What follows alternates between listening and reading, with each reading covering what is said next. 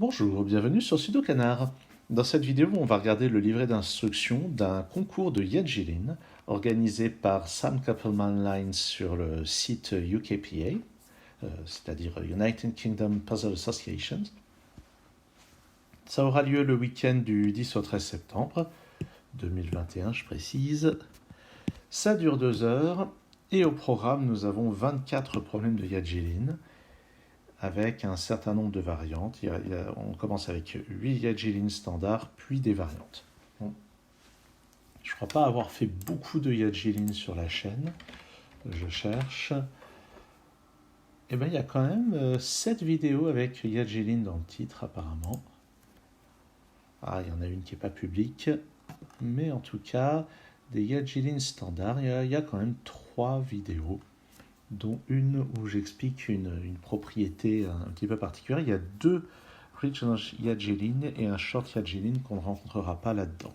Donc un Regional Yadjilin, il y en a déjà un sur la chaîne, j'en ferai peut-être d'autres prochainement. Alors Yadjilin, la règle habituelle, c'est celle-ci. On doit tracer une boucle qui passe par le centre de certains sommets. Et les cases non utilisées sont des cases noires. Les cases noires ne peuvent pas se toucher par un côté. Elles peuvent éventuellement se toucher par un coin. Et les numéros dans les cases grises indiquent dans la direction de la flèche le nombre de cases noires. Ici, il y en a 2, ici, il y en a 2. Alors, comment est-ce qu'on résout un problème comme celui-ci? Eh bien, ici, les 2 cases noires sont forcément ici et là. Et donc, forcément, le chemin va passer ici et là. Même chose en bas. Il y a les 2 cases noires ici. Le chemin va passer là. Forcément, il va passer ici. Et puis, dans cette direction, il y en a une deuxième. Donc, comme ceci, ce qui fait que le chemin va être obligé de faire ça. Il y a donc une case noire ici qui n'était pas indiquée. Ici, au contraire, cela montre que ceci, c'est la seule case noire dans cette direction. Donc, on va par là et on termine de cette manière. Donc, il va y avoir 8 problèmes de difficulté croissante, de 10 à 50 points. Si on regarde 50 points, en fait, c'est la valeur moyenne d'un problème dans toute cette liste, le plus grand étant ce Luca Yadjilin, que je n'aborderai certainement pas. Alors ensuite, première variation, no touch Yadjilin, ça signifie que les cases noires ne peuvent pas se toucher diagonalement, contrairement à ce qu'il y avait précédemment. Alors comment est-ce qu'on aborde celui-ci? Déjà, il y a des endroits où il ne peut pas y avoir de cases noires, des endroits que je marque d'un point. Alors j'explique pourquoi. Si je mettais une case noire ici, je serais obligé d'arriver dans un cul-de-sac, et ça n'est pas permis. Pour la même raison, on est sûr qu'il n'y a pas de case noire aux endroits que je suis en train d'indiquer. Bon, par ailleurs, il n'y en a pas du tout sur la dernière ligne, ce qui fait qu'on a déjà ça dans le chemin. Maintenant, il y a 2 cases noires là-dedans. Et ce qu'on peut observer, c'est que jamais sur le bord, on aura 2 cases noires comme ceci, avec une seule case blanche entre les deux, puisque là encore, ça créerait un cul-de-sac. Donc ici, les cases noires sont forcément écartées. Et ça, c'est pas une case noire.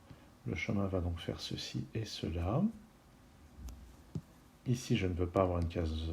ici, pardon, je suis obligé d'avoir une case noire, puisque sinon le chemin se refermerait prématurément. Et d'après la règle no touch, je suis sûr qu'ici et là, il n'y aura pas de case noire, sinon elle se toucherait par un coin. Ça oblige le chemin à faire ceci, puis ça pour aller récupérer la case, puis ça. Je suis obligé aussi d'aller là et là. Ici, je vais forcément utiliser les 2 cases, parce que si je mettais une case noire ici, je créerais un cul-de-sac. Si je mettais une case noire ici, je créerais un cul-de-sac aussi. Donc je suis obligé d'aller récupérer les 2.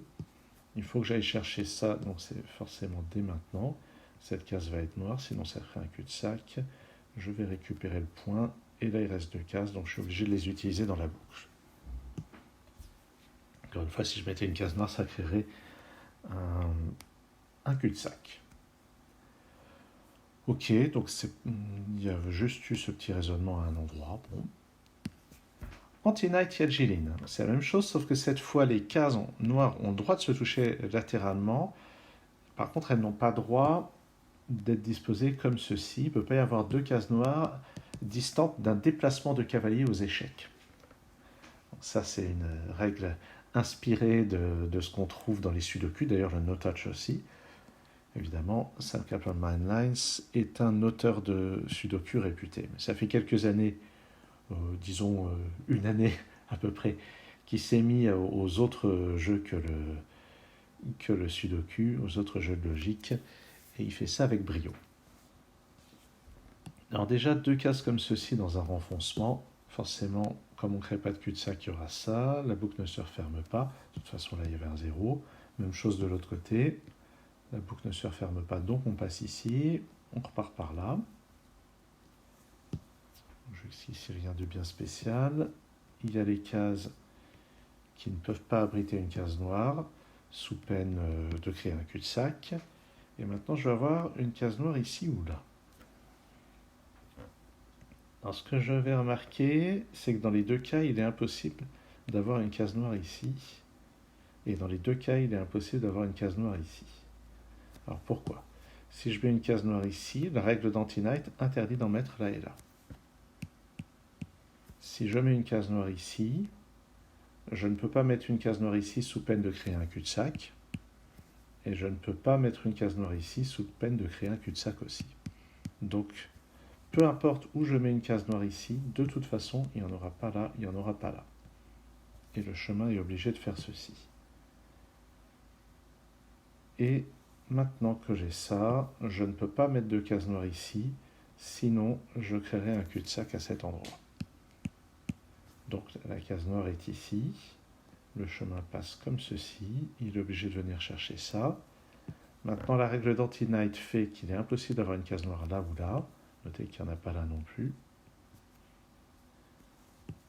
Là j'ai créé un coin, donc le chemin va forcément faire ça. Et ici, je suis obligé de remonter. Alors, je vais expliquer, si jamais je décide de ne pas remonter, dans ce secteur, j'ai 3 morceaux de chemin qui arrivent, et faire rejoindre un nombre impair de bouts de chemin, ça n'est pas possible. Donc, je monte ici, et pour ne pas refaire mes chemins, je vais par là. Je suis obligé d'aller là, et là. Maintenant, si je vais là, je referme prématurément. Donc j'ai une case noire ici. Et on termine la route comme ceci. Bon. Voilà un exemple vraiment minimal. Il faut s'attendre dans un concours comme ça à avoir des grilles 10-10, 45 points. Donc ça a l'air d'être une difficulté moyenne pour celui-ci. Regional Yagilin, ça c'est vraiment une variante très standard de Yagilin. Il y a toujours la même règle qui est qu'on doit placer des cases noires, qu'elles ne doivent pas se toucher latéralement et qu'on trace une boucle dans les cases blanches. Mais ce qu'on nous donne, c'est le nombre de cases noires dans chacune de ces régions. Donc on est sûr que là, il n'y a pas de cases noires. Il y a les endroits habituels où il ne peut pas y avoir de cases noires. Et maintenant, puisque là-dedans, il y en a une, on peut mettre une case noire ici. Par ailleurs, il y a un bout de chemin là. Et pour le 2, comme ceci, dans un rectangle de 2 sur 3 au bord, les cases noires vont être forcément ici et là. Bon, évidemment, quand on voit la solution, ça paraît facile. Mais je vais expliquer pourquoi c'est toujours vrai. Donc déjà, ça, c'est pas des cases noires, parce que sinon, ça créerait un cul-de-sac. Si je mettais une case noire ici, forcément, je serais obligé de passer là. Et ça ne peut pas être une case noire, donc je ne peux pas en avoir deux. Donc ça, c'est pas une case noire. Là-dedans, il y en a maximum une, donc il y en a forcément une là. Et maintenant qu'il y a ça, j'ai ça qui a lieu dans le chemin, donc la deuxième case noire est là. Et je continue le chemin ici, ça c'est pas des cases noires, ici je remonte. Ici aussi, j'ai un bout de chemin. Et là, attention, j'ai encore Anti-Knight dans la tête, donc ça ne va pas aller. Ici et là, il y a des coins, donc j'ai des bouts de chemin aussi. Ici aussi, ici aussi, ici aussi, ici aussi. Donc là, il y a des raisonnements de type simple loop, de type n'importe quel jeu avec des boucles, où il y a on crée des coins intermédiaires. Par exemple, là, j'ai créé un coin, mais ça, c'est un cul-de-sac, Donc il y a forcément une case noire. Ça, c'est devenu un coin. Donc ça fait comme ceci. Même chose là. Et la dernière case est forcément noire. Donc ça, c'est un Regional Yajelin facile. Il peut y en avoir des difficiles. Celui à 85 points sera certainement très difficile. Alors là, on sort du Yajelin standard, on rentre dans le Yajelin double, le Double Yajelin, où les cases noires font en fait des dominos.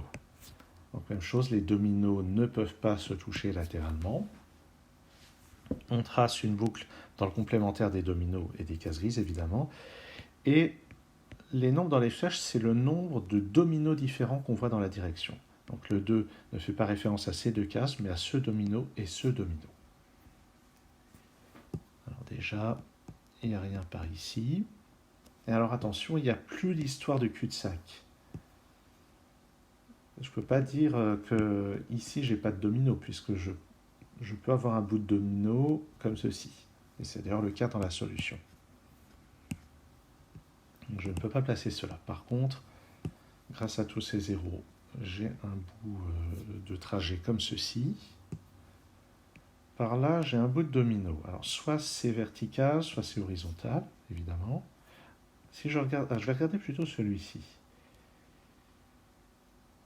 Alors, celui-ci, si j'essaye de le placer horizontalement,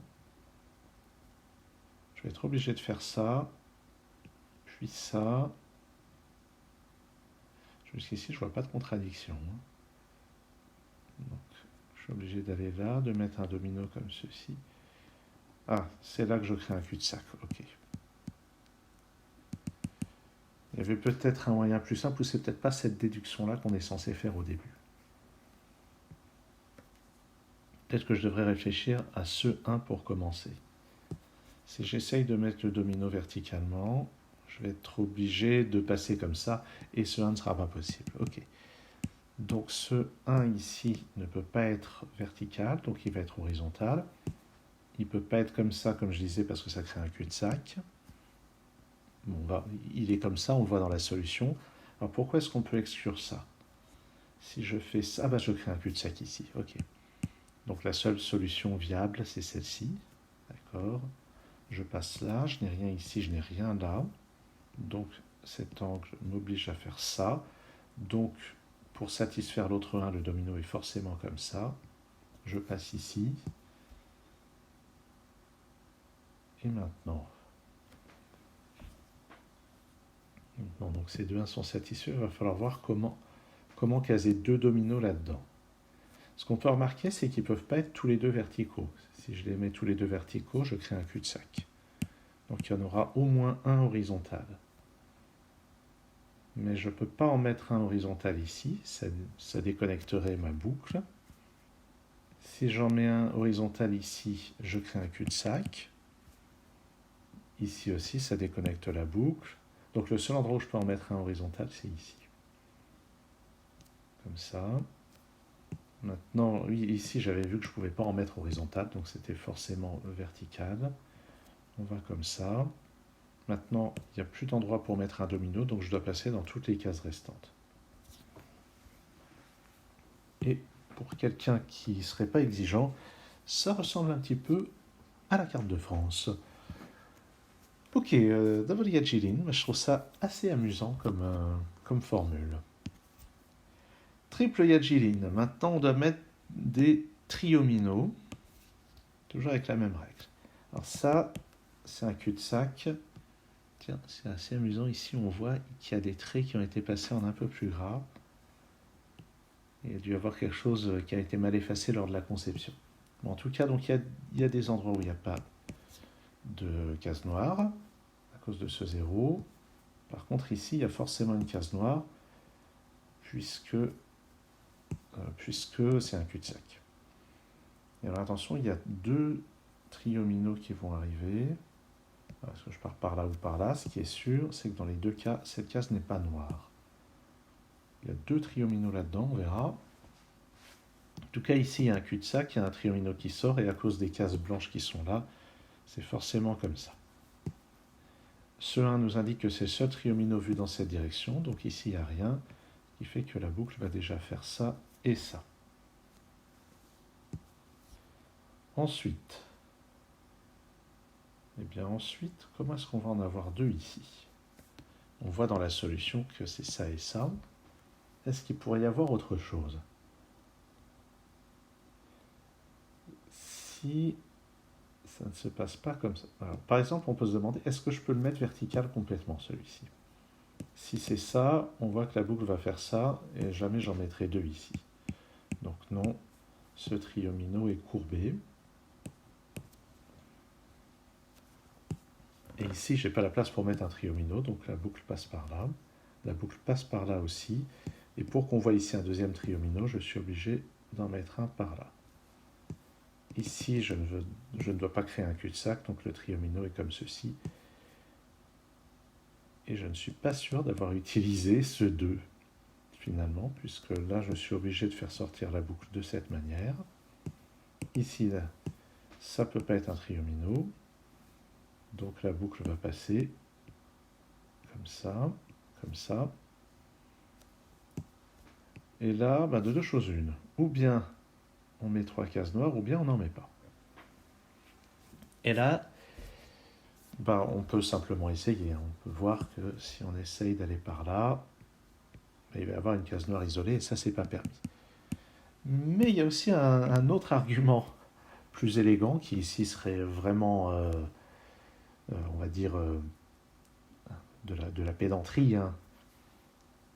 Ce qui se passe, c'est que le nombre total de cases utilisées par la boucle est un nombre pair. Et comme on a une grille qui contient un nombre pair de cases, eh bien les cases noires plus les cases grises, ça doit faire un nombre pair de cases.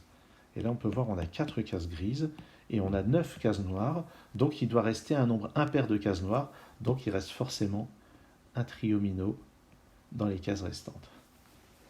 Et comme je disais, c'est un petit peu grotesque vu la simplicité de ce qui est resté d'utiliser un argument comme ça, mais sur des grandes grilles, surtout une grille à 80 points, il n'est pas impossible du tout de devoir utiliser ce genre de raisonnement. Minesweeper Yagellin. Donc Minesweeper, chaque nombre dans une case grise nous donne le nombre de cases noires parmi les 8 cases qui l'entourent. Et puis, une fois qu'on a ça, ça obéit aux règles du Yagellin. Bon, ici, le 2, forcément, les deux cases noires sont comme ceci.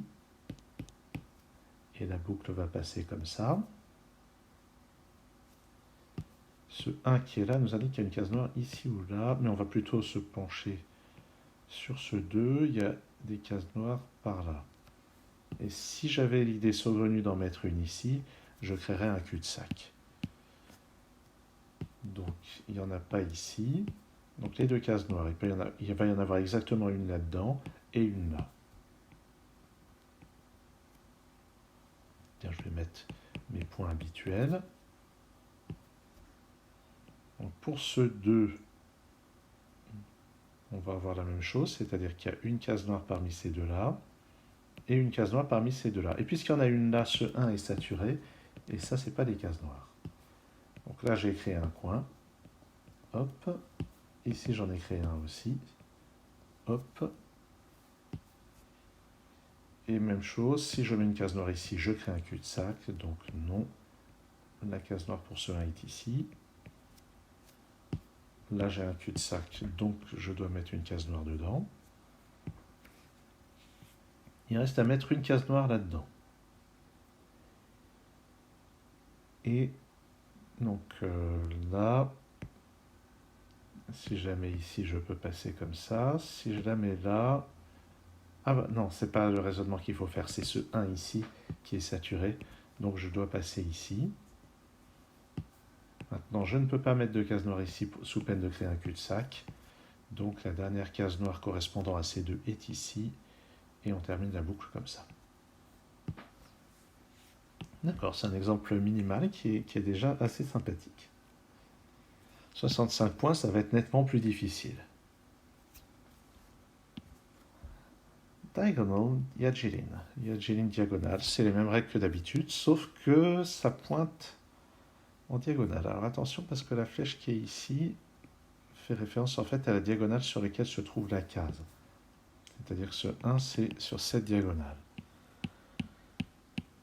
Alors, par quoi je commence? Par les cul-de-sac, qui nécessitent forcément une case noire. Ensuite, les zéros.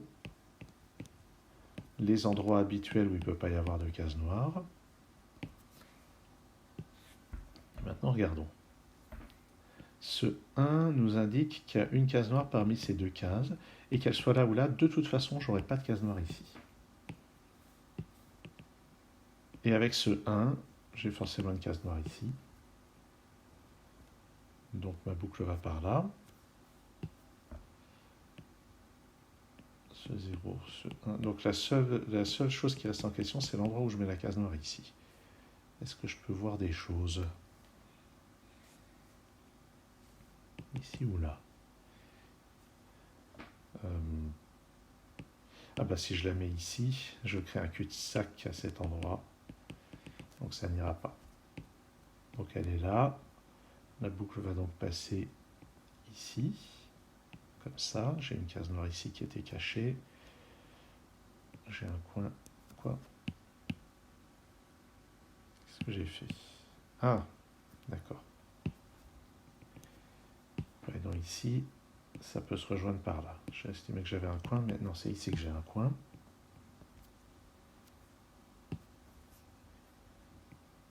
Là, si je repars par là, je vais avoir un problème.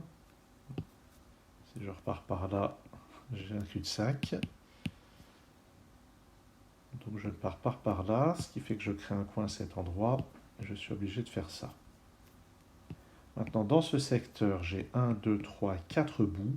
Donc ça ne va pas partir par là, sinon j'en ai plus que 3. J'ai forcément une case noire ici. Là, ça ne va pas se rejoindre, il faut aller chercher ça. Et le seul moyen de le faire, c'est de faire tout ça.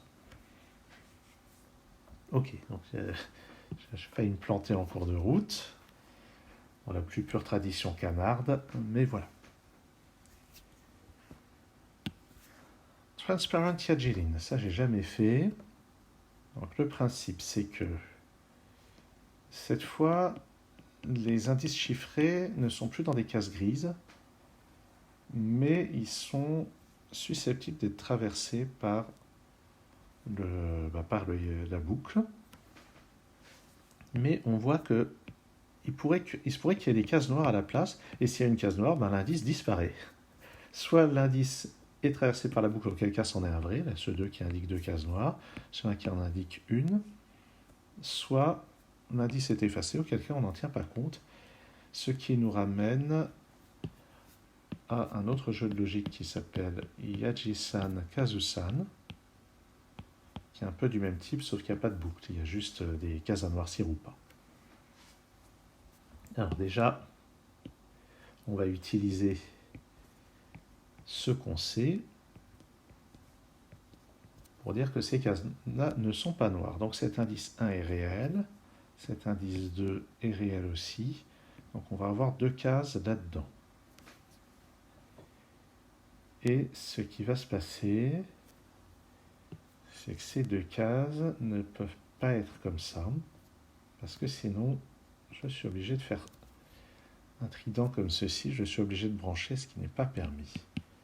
Et même chose, si j'essaye de mettre les deux cases noires ici, ça c'est la théorie standard de Yageline, c'est impossible. Donc on va devoir les espacer comme ceci. Et on peut voir que ce 1 qui est blanc est bien satisfait aussi. Et la boucle doit faire ça et ça. Et ce 0 est bien satisfait aussi. Ça et ça, c'est pas des cases noires. Ici, ça peut pas être une case noire, parce que sinon j'ai le même phénomène de branchement. Voilà. Même chose en bas. Et puis, maintenant, qu'est-ce qu'on va faire? Comment est-ce qu'on va se sortir de tout ça? Vu la solution, j'imagine qu'on doit pouvoir prouver que ce 2 ne peut pas avoir lieu. Alors comment? Si ce 2 Adieu. Mais j'ai l'impression que ça va être du raisonnement un peu bifurcatoire, mais bon, peut-être qu'il faut. Si on suppose que ce 2 est correct, ça veut dire, et j'entends par là, si on suppose qu'ici, c'est une case blanche, à ce moment-là, la boucle va faire ceci, et les deux cases noires vont forcément être là et là.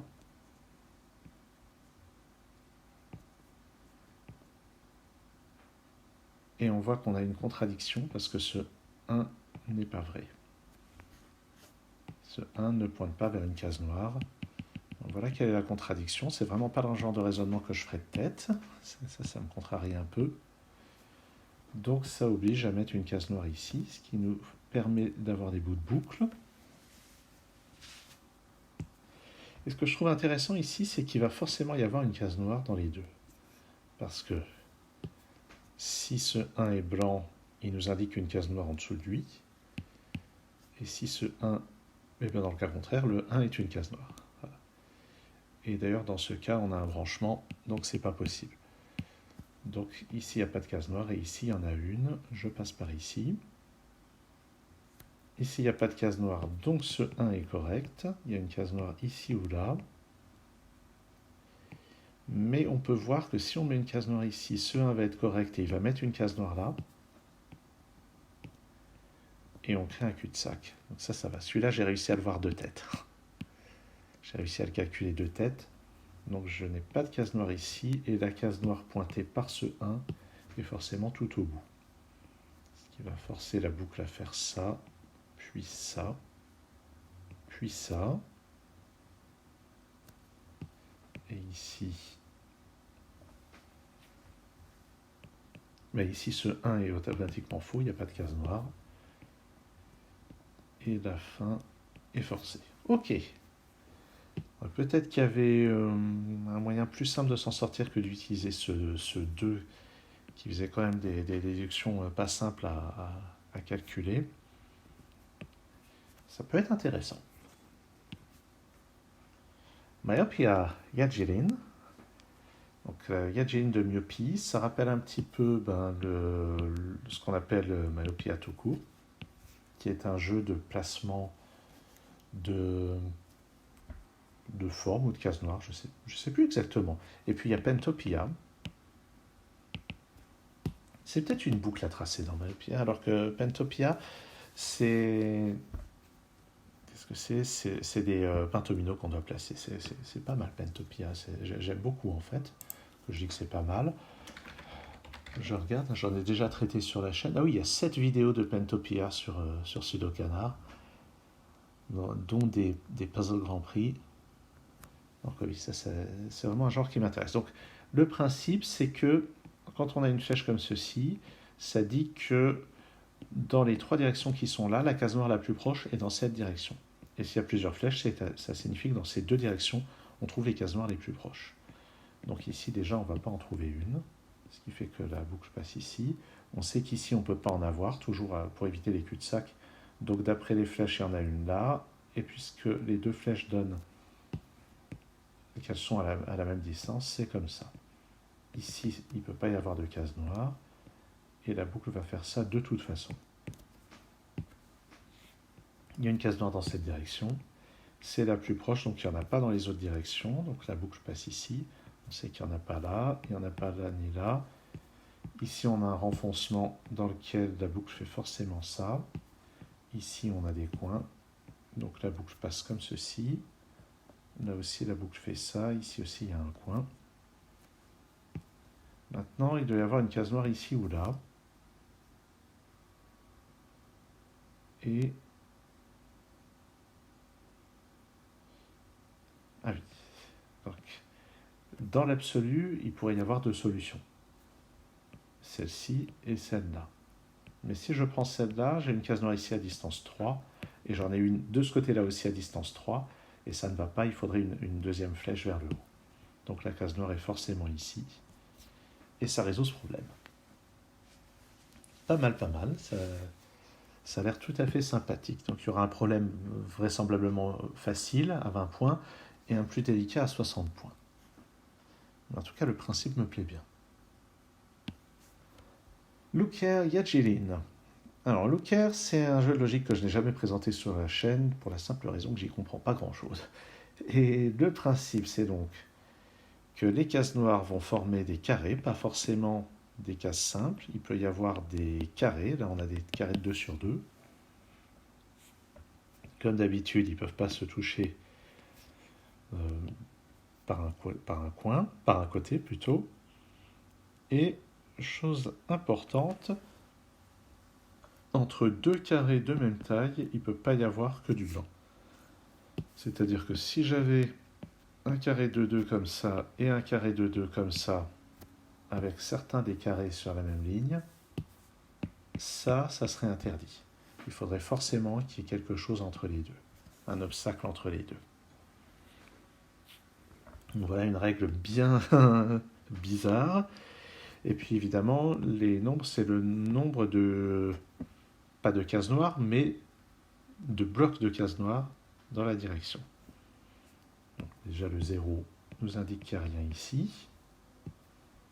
Ici c'est des cul-de-sac, donc il y a forcément quelque chose comme ça. Et c'est forcément un carré de 1 sur 1 dans un cul-de-sac. Ce 1 nous indique qu'il y a un carré là-dedans. Et il ne peut pas être de taille 1, sinon ça créerait un cul-de-sac, donc il est de taille 2. Même chose en bas à gauche. Et là, déjà, on peut tracer des morceaux de la boucle.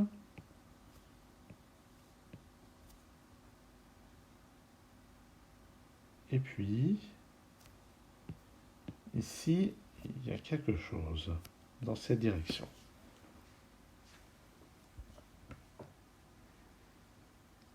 Ah oui, au fait, ici, si je mets une case noire, elle est toute seule, je ne peux pas mettre un carré de 2 sur 2, donc ça crée un cul-de-sac, donc il n'y en a pas. Là-dedans, il peut seulement y avoir des cases noires individuelles. Même chose ici. Il ne peut pas y avoir de cases noires. Il reste de la place là pour des carrés de 2 sur 2, ou évidemment pour des carrés simples. Et visiblement, il y a moyen d'en déduire que c'est seulement un carré à cet endroit. Donc ce qu'on peut voir, c'est qu'on ne peut pas mettre de carré de 2 sur 2 ici, parce que sinon, il serait dans le champ de vision de celui-ci, avec rien pour les séparer. Donc c'est sûr qu'il n'y a pas de carré de 2 sur 2, et il n'y a pas de carré simple non plus, puisqu'il serait dans le champ de vision de celui-ci. Oui, ça c'est important. Donc ici, là-dedans, ici, il ne peut pas y avoir de carré isolé. Même chose là. Et avec ces deux-là, on a la même chose, il ne peut pas y avoir ici ou là, et à plus forte raison, et par conséquent là non plus, deux cases noires isolées. Et par contre, puisque ces deux-là sont susceptibles de se voir, je suis obligé d'avoir un gros carré d'une autre taille entre les deux. Voilà, ça c'est un bon raisonnement. Et ça va être un carré de 2 sur 2, il ne touchera pas cette case, il est forcément là. Et donc c'est vraiment ces deux-là qu'il fallait regarder. Et une fois que j'ai ça, la boucle va forcément passer là-haut. Là-haut, j'ai 3 bouts, donc celui-ci doit s'échapper du haut. J'ai créé un coin, ici aussi, et maintenant, c'est forcé de faire ça, parce qu'ici, ça n'irait pas avec la case blanche qui est là. Il y a donc une case noire ici, je dois passer par là et par là. Ok. Peut-être que celui à 30 points, je le tenterai si j'ai du temps. Celui à 100 points, c'est même pas la peine d'y rêver. Mais ça veut dire aussi que peut-être ça pourrait être intéressant qu'un jour je m'attaque au genre Looker, maintenant que j'ai un petit peu compris en quoi ça consiste. Oups. Castle Wall Yajilin. Alors moi j'aime beaucoup Castle Wall, et le principe de Castle Wall, c'est que les numéros qui sont là ne donnent pas le nombre de cases noires, mais la longueur totale des traits dans cette direction. Donc là-dedans, il y a une longueur 1 ici, une longueur 1 ici, ce qui fait 2. Dans cette direction, dans la direction de la flèche, il y a une longueur 3. Dans la direction du 0, il y a une longueur 0. Et Castle Wall, c'est ça. Et c'est un Yajilin parce qu'il y a des cases noires à trouver qui forment le complémentaire de la boucle. Bien, ici, je vais commencer par ce 3 qui nous indique qu'il y a ça. Alors attention à ne pas se faire avoir, ce 0 nous dit juste qu'on ne transite pas horizontalement.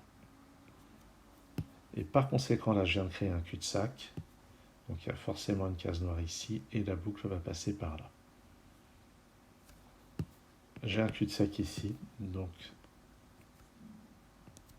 voilà, j'ai créé un coin, la boucle est obligée de passer par ici, elle ne se referme pas, donc elle passe là.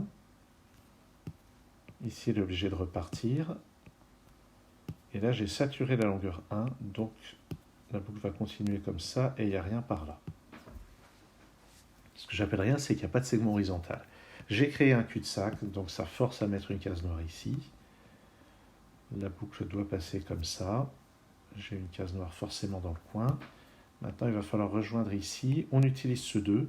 On a déjà un de longueur verticalement. On va mettre un deuxième ici. Et je suis obligé de finir comme ça. Ça me plaît bien. 60-55, ça peut être difficile. Mais vraiment, je suis tenté. Alors, est-ce que je continue à faire de la pub? Castle World, je sais que j'en ai déjà résolu sur la chaîne. Il y en a 2 vidéos. Ah, en fait, il n'y en a qu'une. Il y a un Castle World Sudoku, je ne m'en souvenais plus du tout. Et puis, donc, une vidéo Castle World 3 grilles d'initiation. Ah, c'est bizarre que j'en ai pas fait plus parce que c'est un genre que j'aime vraiment beaucoup. On va finir avec Yaji Ring Ring. Je crois que j'ai jamais fait de Ring Ring sur la chaîne. Non, je confirme. Ring Ring, c'est le principe de Ring Ring, c'est que normalement les cases noires sont déjà données, et dans le complémentaire des cases noires, on doit tracer comme ceci des rectangles. Chaque case fait partie d'exactement un rectangle, et 2 rectangles ne partagent jamais un tronçon. C'est-à-dire qu'il ne peut pas y avoir 2 rectangles qui contiennent un même segment. Et puis sinon, donc on a les indices chiffrés qui obéissent à Yaji-Lin. Bon, ici il y a un cul-de-sac qui nous force à mettre une case noire, donc il y a forcément quelque chose comme ça. Ici, même chose, case noire dans ce cul-de-sac. Ce 2 nous indique qu'il y a 2 cases noires là-dedans, et les cases noires, elles ne vont pas créer de cul-de-sac, donc elles sont forcément séparées autant que possible. J'ai un bout comme ça et un bout comme ça, mais ça, c'est pas de la boucle. Ça veut dire que forcément, je suis obligé de faire continuer ici, ici aussi, ici aussi.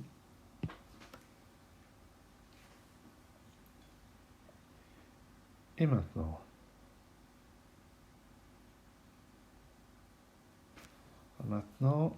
ici, comment on va faire ça?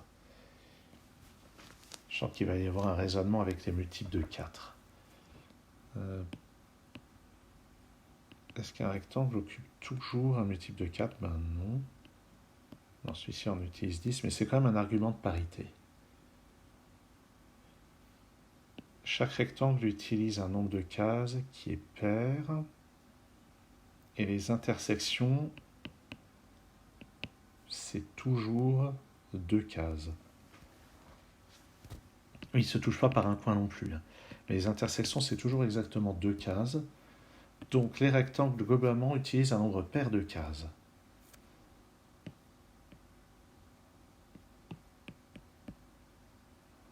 Donc là, on a 6 cases qui sont grises ou noires. Donc les cases noires éventuelles qui nous restent à placer sont en nombre impair.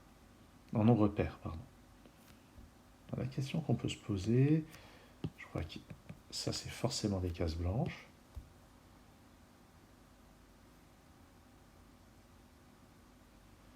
Alors, la question qu'on peut se poser, c'est est-ce que ça rejoint ça?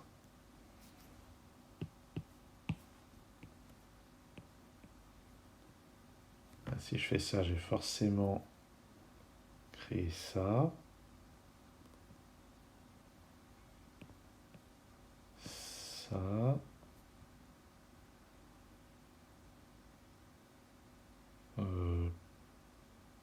Ça marche ou pas, ça? Ah ben non! J'ai oublié de tenir compte de ce 1, pardon. Ok. Voilà, J'étais en train de partir dans une bifurcation, j'ai oublié de tenir compte de ce 1 qui oblige à mettre une case noire ici. Donc ce rectangle se referme, celui-ci se referme comme ça. Par le parallélisme, je vais là. Et là maintenant j'ai créé un coin à cet endroit, donc il y a forcément un rectangle qui part comme ça. Ce qui fait qu'ici c'est obligé de descendre encore. Ou pas? Non. Non, pardon. C'est celui-ci qui ne peut pas se refermer horizontalement. Ah si, ça pourrait. Non. Par contre, ce que je sais, c'est que maintenant, puisque j'avais dit avant de placer cette case noire qu'il restait un nombre impair, il y a forcément une case noire quelque part là-dedans. Et il faudra voir à quel endroit ça se passe.